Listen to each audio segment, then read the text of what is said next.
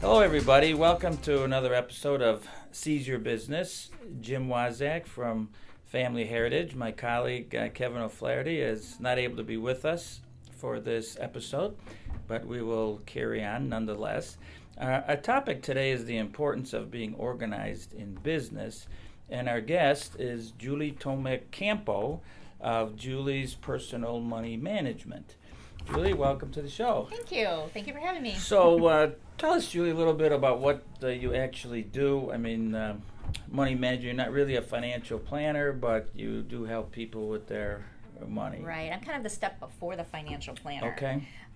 What I do is I gather all the personal financial information, checking accounts and investments and loans, and I put it all together in my program, and then I categorize it and basically create a budget for people or a schedule to pay down their loans. It's very helpful for people to see everything they have in one location rather than 1,000 different places.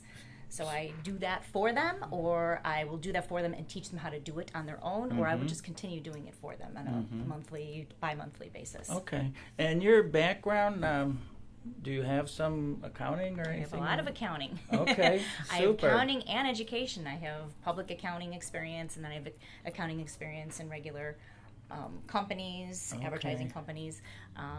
Then I also have a master's in education, so I was in the public school setting for many years teaching this type of work. So once you get them organized, then you could teach them how to if stay they choose, organized. yes, Yeah. if they choose that. Yeah. Some people don't want to. They'll say, I don't want So I don't want it. I just want you to do it because I know it will stay organized. On a daily basis.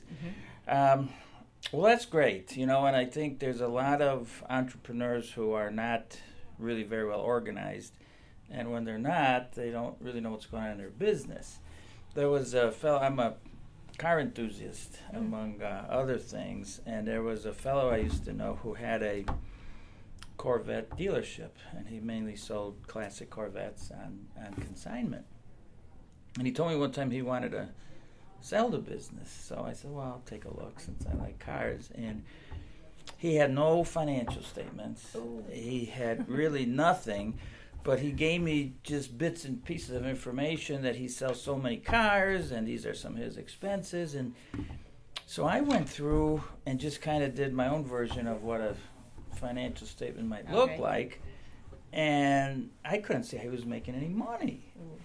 And what I think had happened, he said he got a home equity loan to fund the business.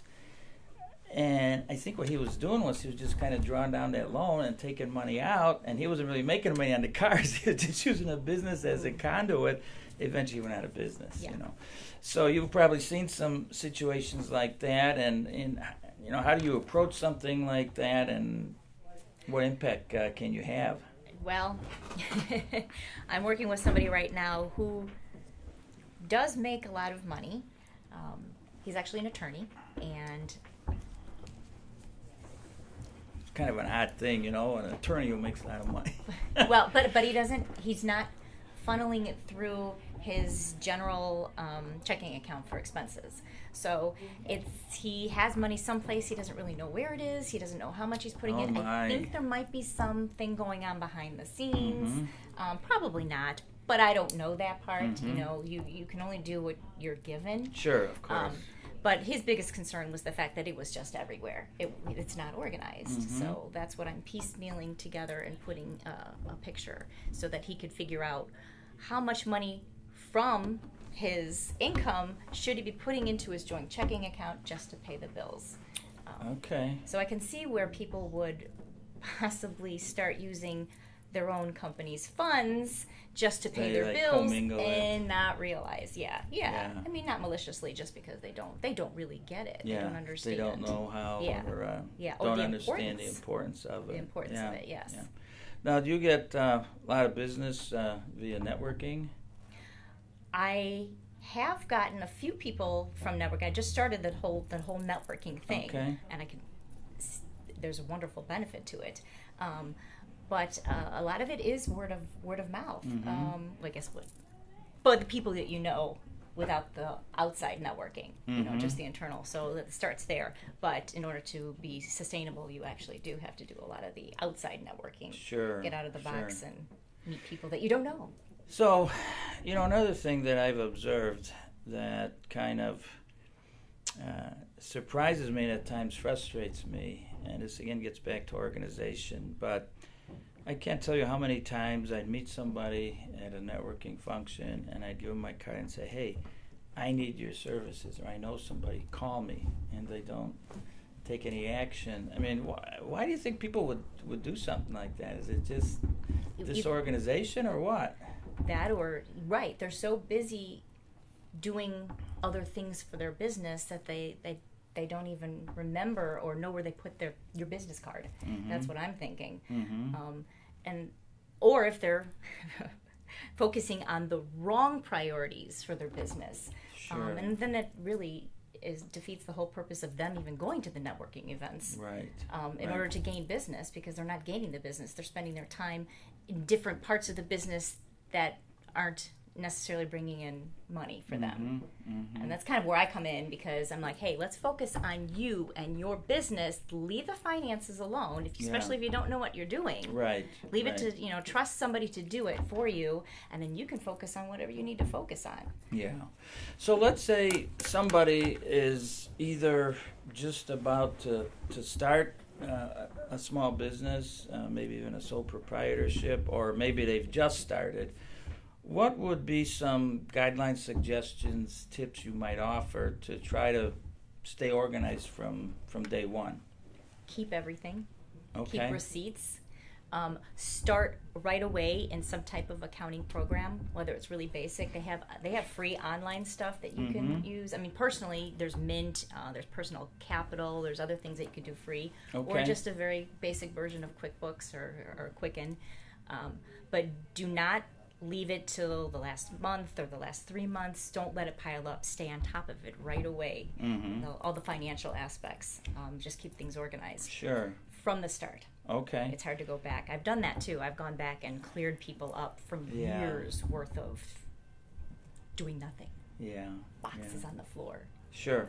Sure. Now, with something you mentioned, Quicken and QuickBooks, which I'm a little bit familiar with, are they... to what degree can a non-accounting person take those and run with them, or do they need some degree of, I know the manufacturers would say, anybody can pick this up, but what's sort of your experience? Quicken is more of an individual basis, or maybe a one-person business. That is very self-explanatory. Okay. That's very, very easy. But again, it's something that you have to be willing to do. You have to have the paperwork in front of you to actually put it in, or be able to download everything and just know how to do that. QuickBooks is a little bit more difficult. You have to understand more of the accounting behind it. It's not just bookkeeping. There's, the debits and credits, and you have to understand how that all works. So you would need some type of basic accounting understanding to use QuickBooks. And that's basically for businesses, not individuals. And how are there techniques you would recommend people use to sort of keep their personal funds from their business funds? And you see people mixing that up all the time? Not all the time. No, not all the time. But when you have your own business, I did talk to this other person who I'm not actually working with, but he's thinking about it right now. He's starting up his business, and he's like, I have no idea. He's like, money comes in, I use it. He's like, I do have a different checking account for the business, but he's still using it for, that's what I said, that's a first step. That's an excellent first step. Yeah. Make sure you have a separate checking account. He's like, but then I'm using it to pay off my own bills. And then when it comes time for, tax purposes, that's also very difficult for the tax accountant. Yeah, right.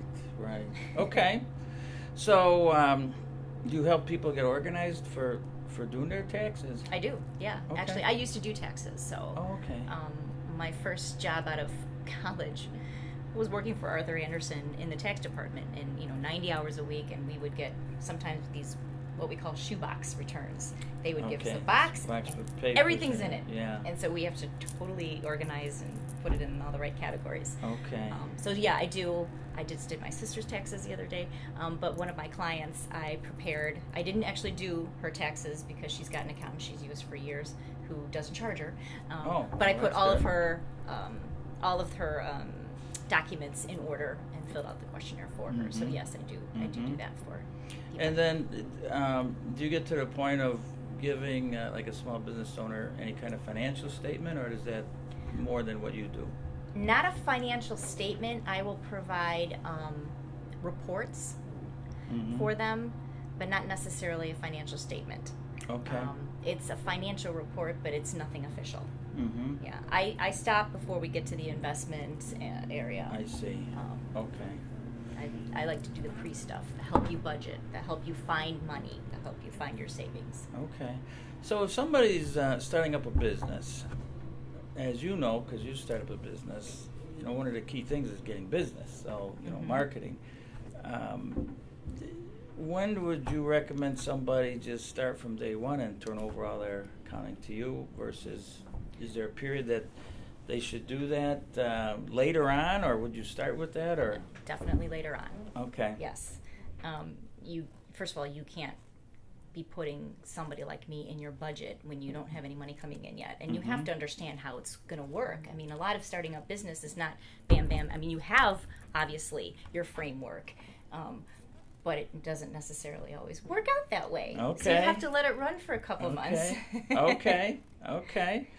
So is there any other sort of typical mistake that people maybe make that you would encourage them to not make?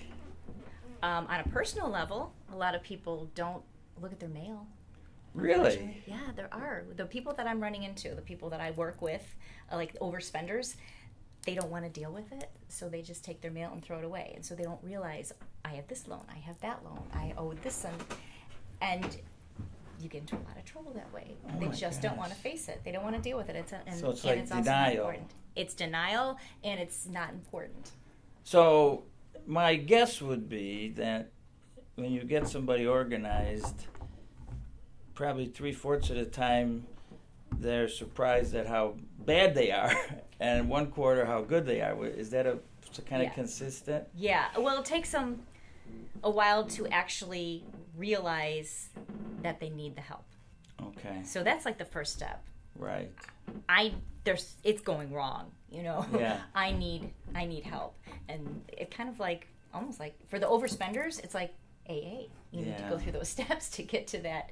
Okay, I am ready, and then just be willing to accept what comes along and what's really out there. So I'll ask you this question. This is kind of a philosophical question, but do you think that as a society, we've just made it way too easy for people to get access to credit and way too easy for them to get in trouble? Absolutely.